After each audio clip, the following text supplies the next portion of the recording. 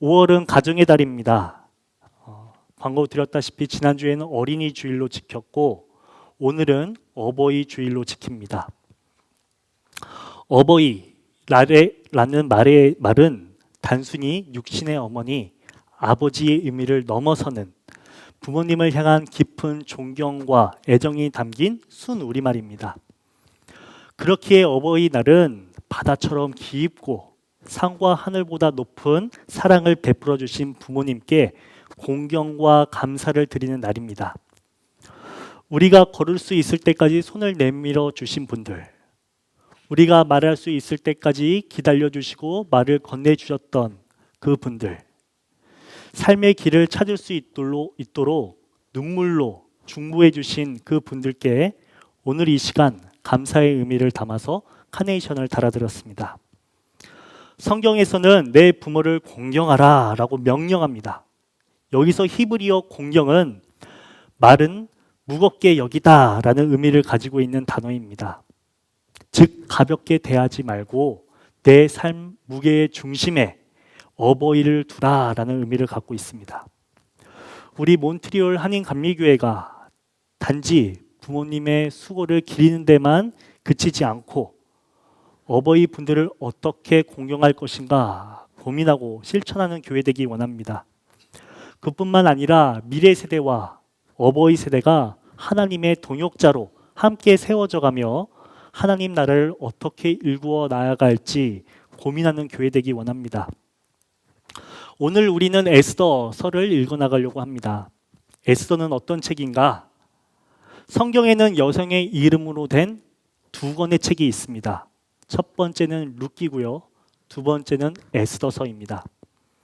오늘의 주인공 바로 에스더. 그녀는 어떤 인물이었는지에 대해 살펴보면서 가정의 달, 그 은혜를 나누고자 합니다. 에스더 1장 22절 하반절에는 이렇게 나와 있습니다. 우리 한번 다 같이 읽어볼까요? 시작. 남편이 자기의 집을 주관하게 하고 자기 민족의 언어로 말하게 하라 하였더라. 이는 에스더가 살던 시기에 왕의 명령이 담긴 조서의 내용입니다. 개역 개정에는 좀 더 완곡하게 번역했는데 새 한글 성경에는 본래의 의미를 보다 명확하게 번역했습니다. 이렇게 나와 있습니다. 남자가 저마다 자기 집안을 다스리게 하고 남자의 민족 말로 말하도록 했다.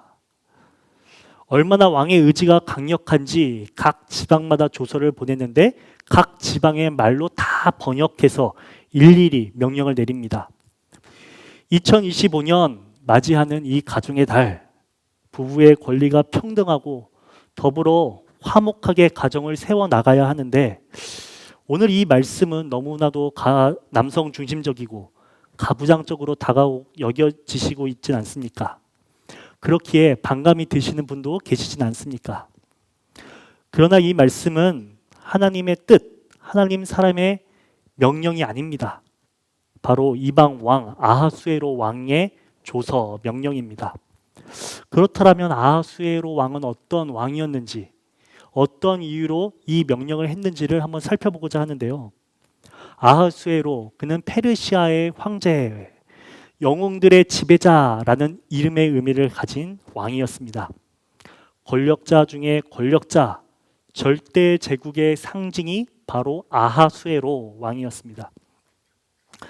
이 왕은요, 자기 왕국이 지닌 권력과 물질 그리고 화려함을 과시하는 것을 좋아했습니다. 그 장치가 있었는데 그것이 무엇이냐? 바로 잔치입니다. 에스더를 읽을 때 중요한 단어가 바로 잔치라는 건데요. 왕이 연 잔치는 크고 화려하며 그 기간도 무려 180일 동안 계속되었다. 성경은 기록하고 있습니다. 우리 교회도 오늘 이 시간 어버이날을 맞아서 잔치를 열었습니다. 물론 과시하려고 하는 것은 아니고요. 공경의 마음을 담아 음식을 풍성히 준비해서 그 감사의 마음을 전하고자 하는 것이었죠. 그런데 여기서 나오는 잔치는 그게 아니었습니다. 그 아하수에로 왕에게는 와스디라고 불리우는 왕비가 있었습니다. 그녀는 어떤 사람이었는지 1장 11절에 나와 있는데 왕후가 미인이므로 왕은 왕후의 아름다움을 백성과 대신들 앞에서 자랑하고 싶었다라고 기록하고 있어요. 그리해서 아하수에로 왕은 와스디 왕후에게 명령합니다. 잔치 가운데 왕 앞으로 나아오라. 이에 대해 와스디는 거부합니다. 왜일까요? 본문 속에 왜 거부했는지에 대해서는 나와 있지는 않습니다. 하지만 여기서 열린 잔치가 어떤 잔치인지 이해한다면 와스디의 행동을 이해할 수 있는데요. 에스더 본문에서 나오는 잔치는 히브리어로 미시테라고 합니다. 이 단어는 단순히 풍성한 음식으로 이루어진 잔치만을 의미하는 것이 아닙니다. 중요한 것이 한 가지가 있는데 포도주입니다. 포도주가 중심이 되어 열리는 세속적인 술 잔치가 바로 미시테였습니다. 이 잔치는 음주 가무가 난무하고 주색 잡기가 난무하는 잔치였습니다.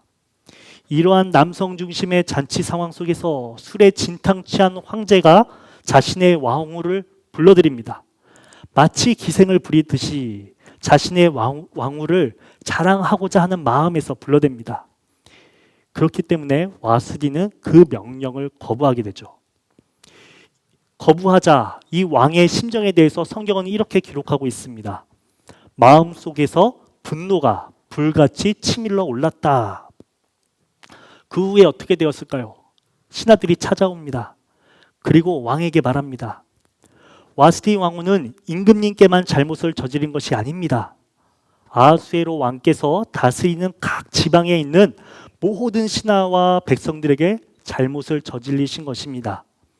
이에 모든 여인이 이 사실을 알 터인데 그 후폭풍으로 남편들을 업신여기게 될 것입니다. 라고 신하들이 아하수에로 왕에게 나와서 강구합니다.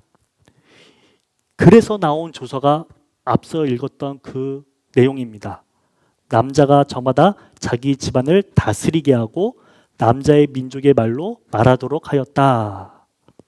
이처럼 세속적이고 음란한 세대, 일방적이고 왜곡된 남녀 관계로 굳어져가는 시대가 에스더의 배경이 되는 시대였습니다.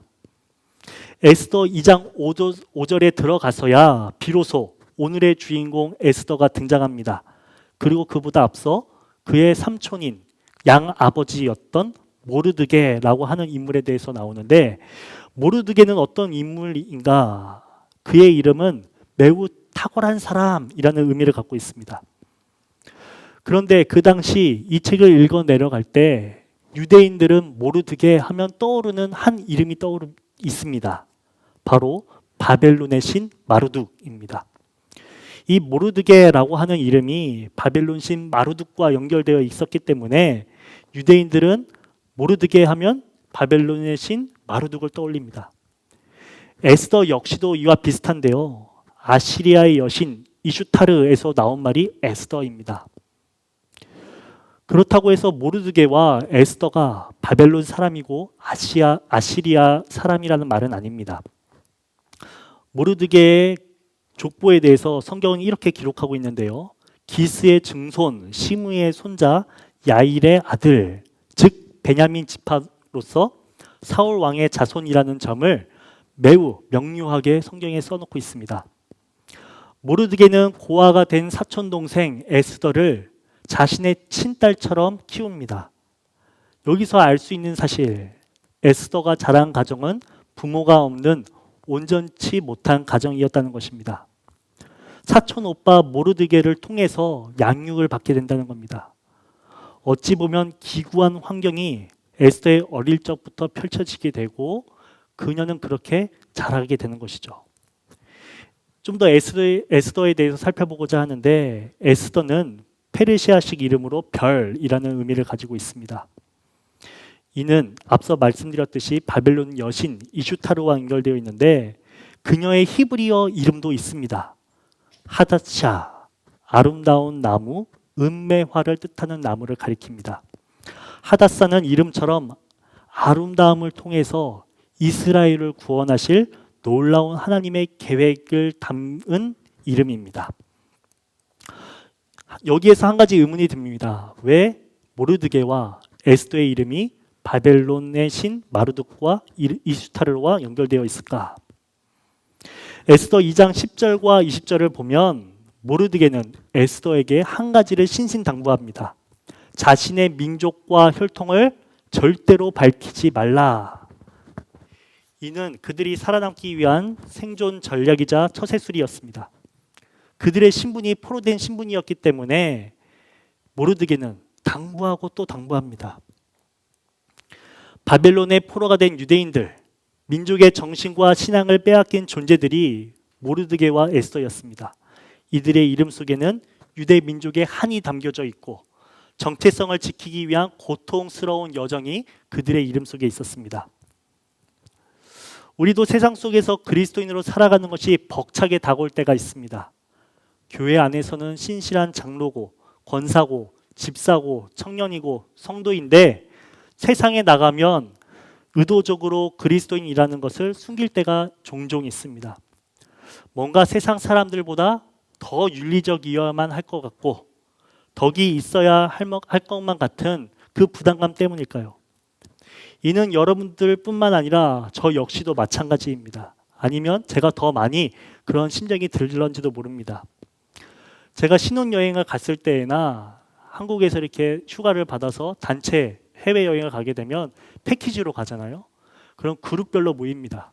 서로 모르는 사람이 두세 명이 이렇게 여러 그룹을 이루어서 4박 5일간 이렇게 함께 하는데 첫째 날 지나고 둘째 날 지나고 서로의 안면이 투구하다 보면 한 가지를 꼭 묻습니다. 무슨 일 하세요? 그러면 저는 잠깐 머뭇거리게 됩니다. 말해야 되나 말아야 되나. 왜일까요?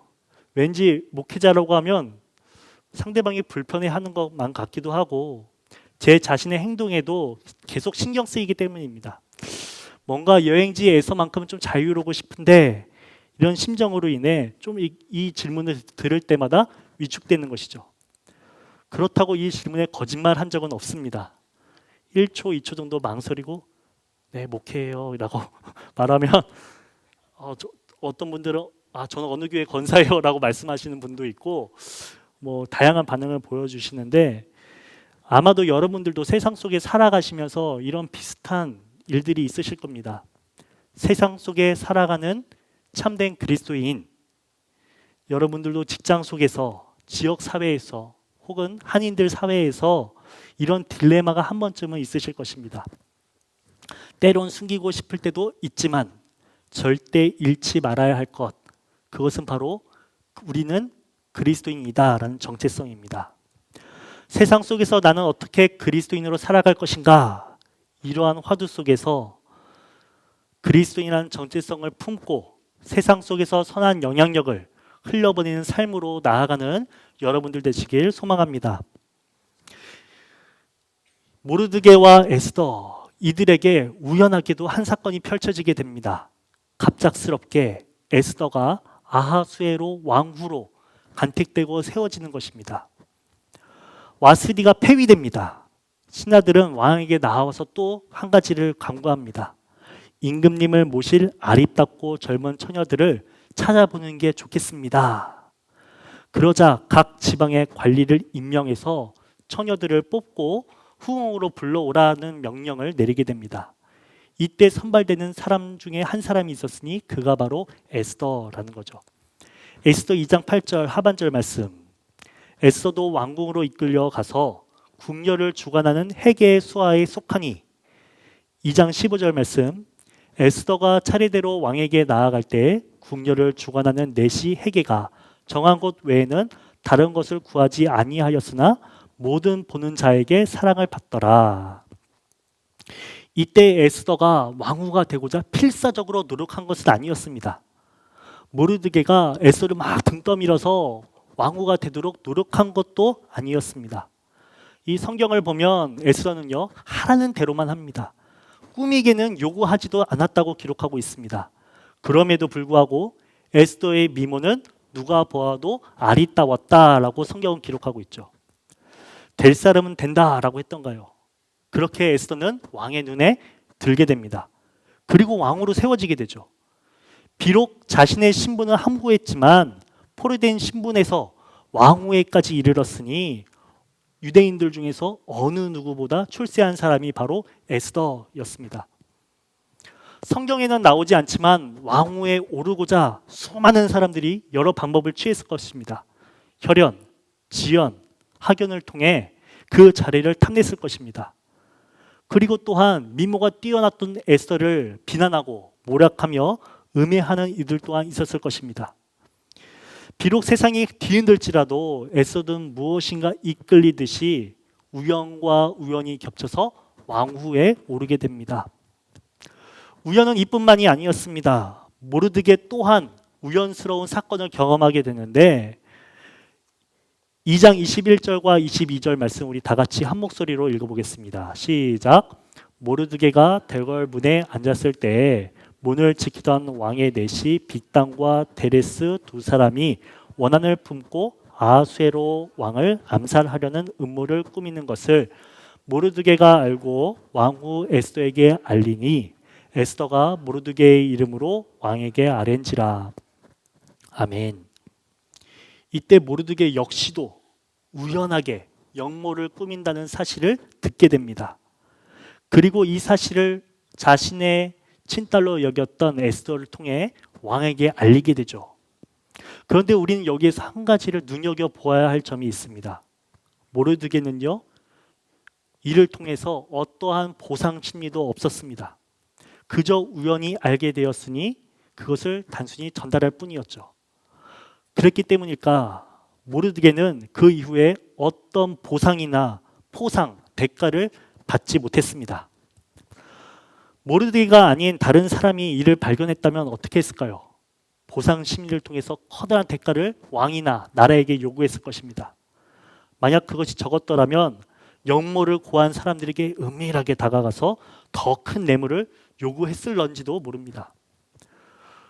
오늘날 우리는 자본주의를 살아가는 노동과 보상이라는 철저한 조직 속에 살아갑니다. 보상을 바라지 않고 모르드게처럼 욕심 없이 살 수 있을까?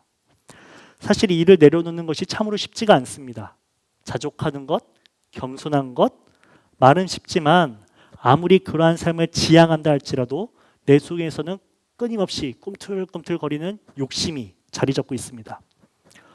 보상 심리로 더 큰 결과를 얻기 위해 잔머리를 굴리고 계산하는 모습이 우리에게 있습니다. 신앙생활 역시도 마찬가지이죠. 우리는 믿음 안에서 봉사하지만 누군가가 인정해 주지 않을 때, 더 큰 상급으로 내게 채워지지 않을 때 우리는 늘 고백합니다. 시험에 들었다.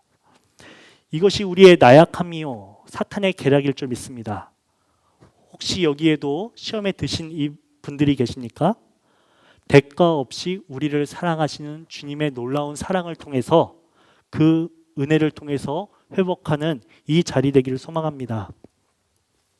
에스더 3장 13절에는 두 번째 조서에 대한 내용이 나옵니다.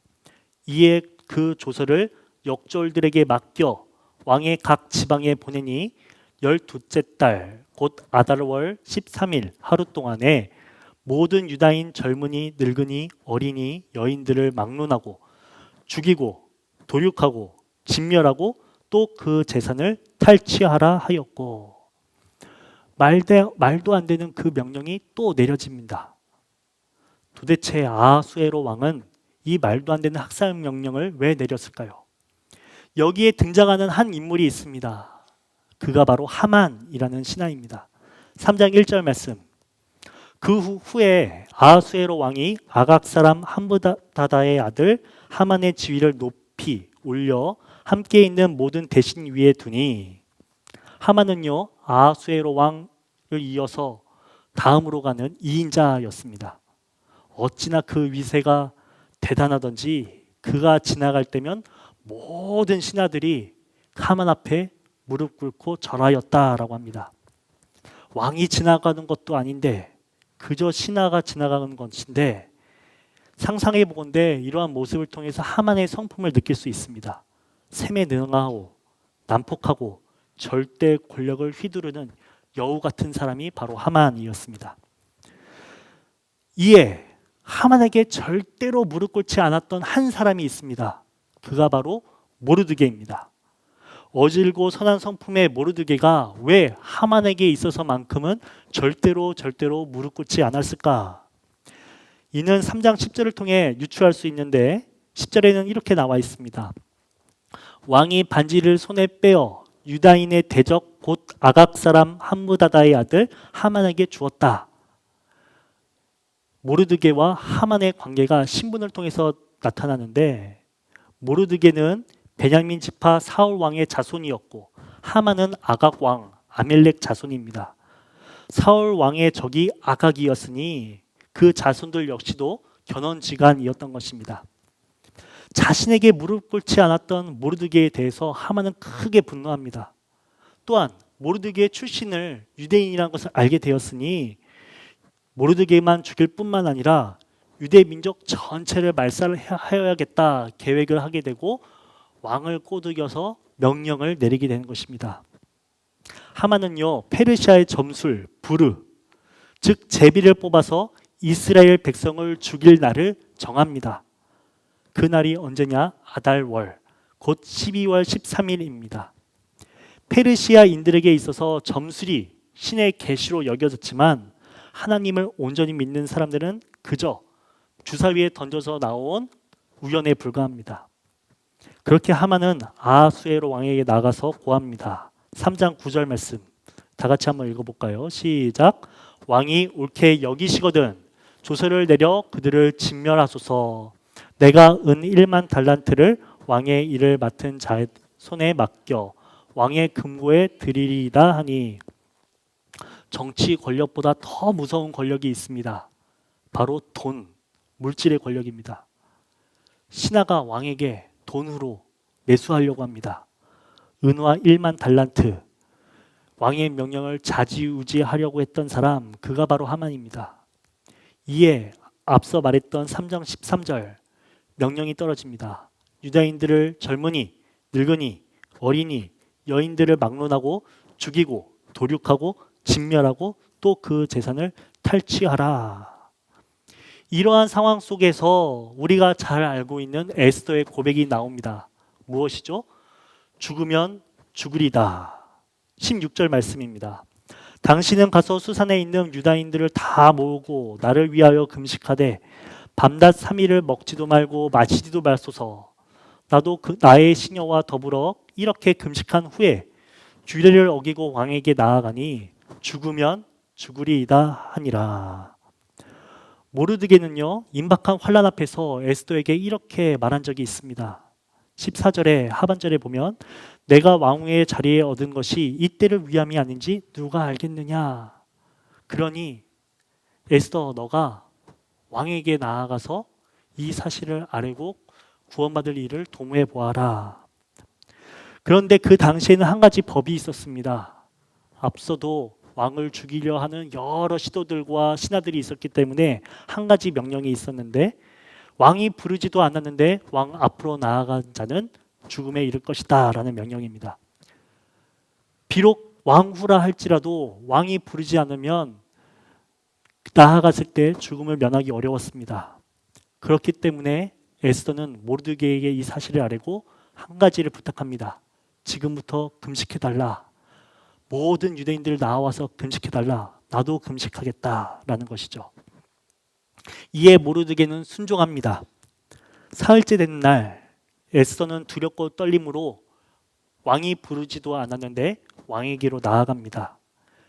이에 아하수에로 왕의 반응, 성경에는 이렇게 나와 있습니다. 에스더가 뜰에 서 있는 것을 사랑스러운 마음으로 바라보며 금으로 만든 지팡이를 내밀어 법을 어긴 것을 면제해 주었다. 왕은 에스더에게 무슨 부탁이 있느냐, 무슨 소원이 있느냐 묻습니다. 이에 에스더가 부탁한 것, 요청한 것이 있으니 나의 잔치에 와주십시오. 왕과 하만 두 분만 오십시오라는 부탁이었습니다. 에스더의 출신은 몰랐던 하만이었습니다. 그렇기 때문에 잔치에 나와 왕만 에스더의 잔치에 참여한다니 너무 기뻤습니다. 그래서 성경에는 이렇게 나와 있는데요. 마음이 흐뭇하여 아주 즐거운 기분으로 대궐을 나섰다라고 기록하고 있습니다. 그런데 그 대문을 나섰어요. 앞에 누가 있습니까?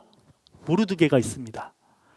여전히 자신을 보았음에도 불구하고 일어서거나 인사하거나 절하지 않는 사람, 뚜렷이 쳐다보는 사람이 모르드게였습니다.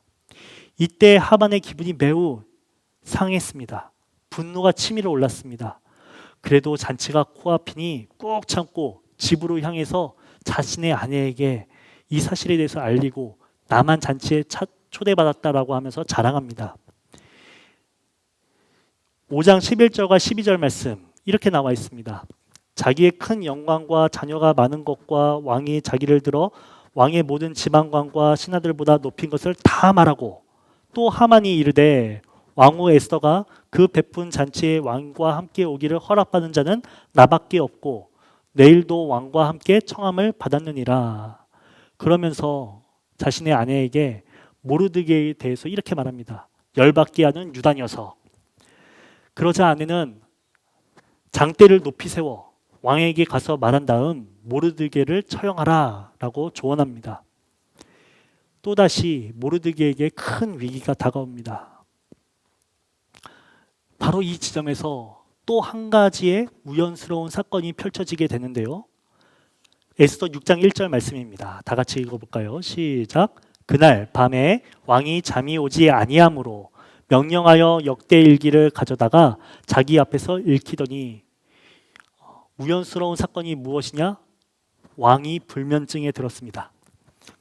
불면증이 찾아오자 한 가지 명령을 내리게 되는데, 역대일기를 가져와라, 왕들의 역사를 담은 책을 가져와라 라고 말하는 겁니다.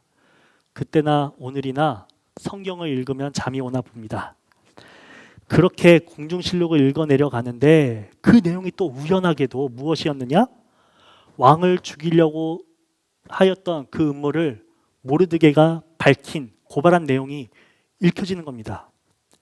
그러자 왕이 신하를 불러 묻습니다.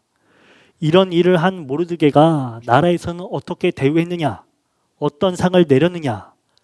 그러자 신하가 대답합니다. 나라에서 아무 상도 내리지 않았습니다. 그러자 왕은 시급하게 하만을 불러들입니다. 그리고 이렇게 말하죠. 특별히 대우하고 싶은 사람이 있다. 어떻게 하면 좋을지 너가 한번 말해다오. 그러자 하만은 속으로 생각합니다. 자기 말고 또 누가 있으랴. 하만은요, 자기에게 상을 주는 줄 알았습니다. 김칫국을 한 사발 들여 마십니다. 그리고 자신이 받고 싶은 것들에 대해서 매우 상세하게 나열하고 설명합니다. 그것을 듣고 왕이 명령을 내리게 되는데요. 6장 10절 말씀 다 같이 읽어볼까요? 이에 왕이 하만에게 이르되 너는 내 말대로 속히 왕복과 말을 가져다가 대궐문에 앉은 유다 사람 모르드게에게 행하되 무릇 내가 말한 것에서 조금도 빠짐이 없이 하라. 하만은요, 울며 겨자 먹는 심정으로 왕의 명령을 지킵니다. 왕의 옷과 말을 가지고 모르드게에게로 향합니다. 그에게 막 입혀요. 그리고 말을 태워서 성 모든 거리를 다니면서 하만이 외칩니다. 임금님께서 높이고 싶어 하시는 사람에게 이렇게 대우하신다. 참으로 신기합니다. 우연에 우연히 겹치가 일어나게 됩니다. 만약 모르드게가 이전에 고발한 직후에 자신의 욕심으로 보상을 그때 요구하였더라면 어떻게 되었을까요? 물론 그때 어느 정도의 보상은 받았을 것입니다. 그러나 그렇게 됐더라면 향후 미래는 크게 변했을 것입니다. 모르드게는 성급하지 않은 성품, 앞서가지도 않고 자족할 줄 알았던 신실함이 이 위기를 벗어나게 해주었습니다. 모르드게는 그렇게 죽음의 위협으로부터 구원을 받게 됩니다. 모르드게의 모습을 본받아 우리 또한 이렇게 기도해야 합니다. 주님, 내가 하나님보다 앞서가지 않게 하소서. 그렇다고 하나님 말씀에 머뭇거리지도 않게 하시고 오직 주의 말씀에 순종하게 하소서. 사랑하는 성도 여러분, 우리가 생각하는 때와 하나님의 때는 다르다라는 것을 믿음으로 바라보시기 바랍니다. 그리고 지금 이 시간 인내로 더 큰 열매를 맺어 가실 줄 믿고 하나님 말씀에 순종하여 신실하게 살아가는 우리 되기를 소망합니다. 그렇게 에스더가 차린 잔치에 왕과 하만이 참석하게 됩니다. 왕이 다시 한번 에스더에게 소원을 묻습니다. 그러자 에스더는 왕에게 자신의 민족과 결례가 곧 죽음을 맞이하게 되었으니 우리를 구원해 달라라고 요청하죠. 그러자 왕은 크게 놀랍니다. 그런 마음을 먹고 있는 신하가 누구냐? 바로 하만이라 말합니다. 하만은요, 이때 왕이 자기에게 큰 벌을 내릴 것을 알아차립니다. 그리고 에스더를 따라가서 자신의 목숨만은 살려달라 애걸합니다. 분노한 왕이 다시 술자리를 돌아와 보니 하만이 에스더가 누는 침상에 누워있는 모습을 바라보게 됩니다. 이 또한 우연이었는데, 의도하지 않았는데 왕은요 그 모습을 바라보고 이렇게 명령합니다. 내가 집안에 왕후와 함께 있는데도 저놈이 왕후를 범하려고 하는구나. 오해하게 되는 거죠. 그렇게 하만은요 모르드게를 잡아 죽이려고 세웠던 그 장대 위에 오히려 자신이 달리게 됩니다. 이렇게 에스더도 구원을 받고 모르드게도 구원을 받고 그 가정이 구원을 받고 민족 또한 구원을 받는 이야기가 에스더의 내용입니다. 말씀을 마무리하고자 합니다. 에스더를 함께 쭉 읽어 나가면서 한 가지 희한한 점이 있습니다. 발견하셨나요? 에스더서에서는 단 한 번도 하나님에 대한 직접적인 언급이 없습니다. 그렇기에 구약 성경을 정경화할 때 마지막까지 논란이 되었던 구약 성서 중 하나가 바로 에스더서였습니다. 뭔가 다른 성경에 비해 종교적으로나 애국적으로나 윤리적인 메시지가 부족했다 여겼습니다. 다른 구약 성경은 모세도 예레미야도 이사야도 하나님의 음성을 직접 듣고 반응하며 순종했던 그런 이야기가 나오는데 우리가 쭉 읽어나간 이 에스더에는요 하나님께서 명령하시는 것도 없고 에스더가 하나님 앞에 고백하는 것도 없고 그저 하나님이 안 계십니다. 언뜻 보면 그렇지만 그러나 자세히 들여다보면 없이 계신 하나님의 신비로운 구원의 역사에 대해서 발견할 수 있습니다. 우리는 두 가지 에스더서를 읽어 나아갈 때 키워드가 있는데요. 첫 번째는 바로 우연입니다. 우연은 사전적 의미로 아무 인과관계 없이 또는 뜻하지 않게 일어나는 일에 대해서 우연이라고 말합니다. 세상의 눈으로 바라보면 우리 삶에 일어나는 모든 일이 우연처럼 여겨집니다. 인과관계 없이 벌어지는 것만 같고 특별한 의미 없이 그저 바람처럼 왔다가 지나가는 사건들로 여겨집니다. 에스더에서도 그런 모습이 발견됩니다. 하나님의 말씀이 직접적으로 임하지도 않고 직접적인 개입도 없습니다. 다른 성경 인물들과 달리 모르드게도 에스더도 단 한 번도 하나님을 언급하지 않습니다. 유다 민족은 포로가 되어 흩어졌는데 여기저기 살려달라 구원해달라 신음소리는 만연한데 구원의 역사가 어느 곳에서도 뚜렷하게 보이지 않습니다. 가정은 깨어지고 부모도 여의고 아주 힘들게 살아가는 유다 민족들에게 희망은 완전히 사라진 것처럼 보여집니다. 그러나 우연처럼 보이는 미세한 사건들을 통해서 예기치 못한 주님의 손길이 점점점 드러나 보입니다. 에스더가 의도치 않게 왕후가 된 일, 모르드게가 우연히 왕의 목숨을 구한 사건, 왕이 잠을 못 들어서 실록을 읽어 내려간 일, 그리고 그 타이밍에 모르드게가 음모를 전달했던 이야기를 읽은 것 등 마치 흩어진 퍼즐이 하나하나 맞추어지듯이 우연들이 하나씩 맞추어지자 하나님의 신실한 손길이 드러납니다. 과연 이 모든 일들이 우연이었을까? 아닙니다. 우연처럼 보였지만 그것은 하나님께서 의도하신 구원의 과정이요 여정이었습니다. 그렇게 우연이 겹쳐서 우연치 않게 되었던 것처럼 보이는 그 모든 과정 안에 하나님께서 신실하게 세밀하게 역사하고 계셨습니다. 하나님은 때로는 보이지 않는 모습으로 말씀하지 않는 것처럼 여겨진다 할지라도 여전히 하나님은 신실하시다. 우리는 이것을 바라보아야 합니다. 사랑하는 성도 여러분, 오늘 이 시간 세상의 시선으로 사건들을 바라보지 않기 원합니다. 판단하지 않기를 원합니다. 포기하지 않기를 원합니다.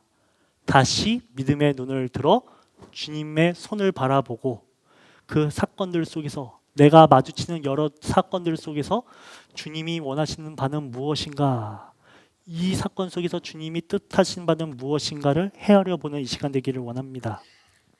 그렇게 될 때에 5월 가정의 달, 개인이 구원을 받고 우리 가정이 구원을 받고 우리 민족이 구원을 받을 줄 믿습니다.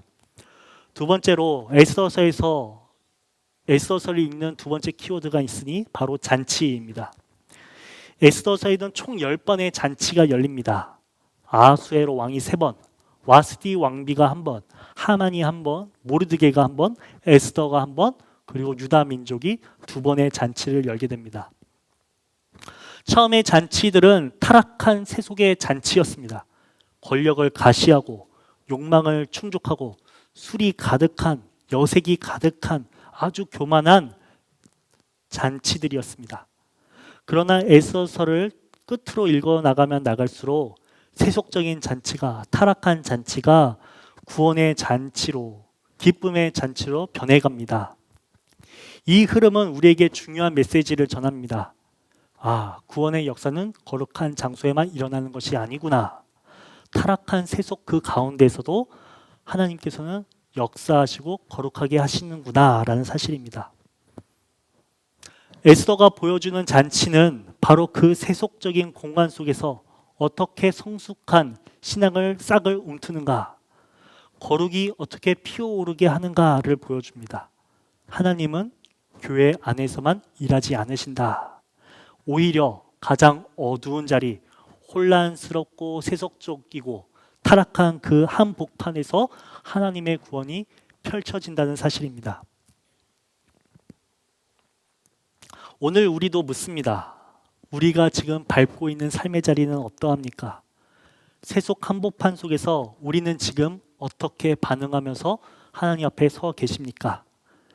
에스더처럼, 모르드게처럼 하나님이 보이지 않는 그 자리에서 신실함으로 반응하고 거룩한 영향력을 드러내 보이는 참다운 그리스도인으로 세워지길 간절히 소망합니다. 에스더 9장 22절에는 잔치의 마지막 모습에 대해서 말하는데요. 다 같이 한번 읽어보겠습니다. 시작. 이날에 유다인들이 대적에게서 벗어나서 평안함을 얻어 슬픔이 변하여 기쁨이 되고 애통이 변하여 길한 날이 되었으니 이 두 날을 지켜 잔치를 베풀고 즐기며 서로 예물을 주며 가난한 자를 구하라 하매, 세속의 영역이 거룩으로 변하자 슬픔이 기쁨으로, 초상집이 잔치집으로 변하게 됩니다. 이것이 하나님의 구원의 방식입니다. 에스더, 온전치 못한 가정에서 부모를 여의고 삼촌이 아비로 모시면서 살아가던 그 가정에 구원이 임합니다. 가정이 회복되어지고 민족이 회복되어지고 초상집이 잔치집으로 변하는 것. 사랑하는 성도 여러분, 오늘 이 말씀 앞에서 다시 한번 결단하기를 원합니다. 믿음의 눈으로 세상을 바라보고 그 믿음으로 삶을 실천하는 것. 유다 백성이 구원의 날을 기억하고 서로를 나누고 베풀었듯이, 가난한 자들을 구제하였듯이 우리가 지금 서 있는 자리에서 거룩한 변화로 나아가는 믿음의 사람들 되기를 원합니다. 이것이 하나님께서 꿈꾸시는 교회의 모습입니다. 우리가 함께 세워 나아가야 할 믿음의 공동체의 모습입니다. 여기 계신 모두가 다 하나님의 동역자들로 세워져서 함께 하나님의 밭을 일구고 하나님의 집을 세워 나아가는 개인이 되고 가정이 되고 교회가 되길 소망합니다. 기도하시겠습니다.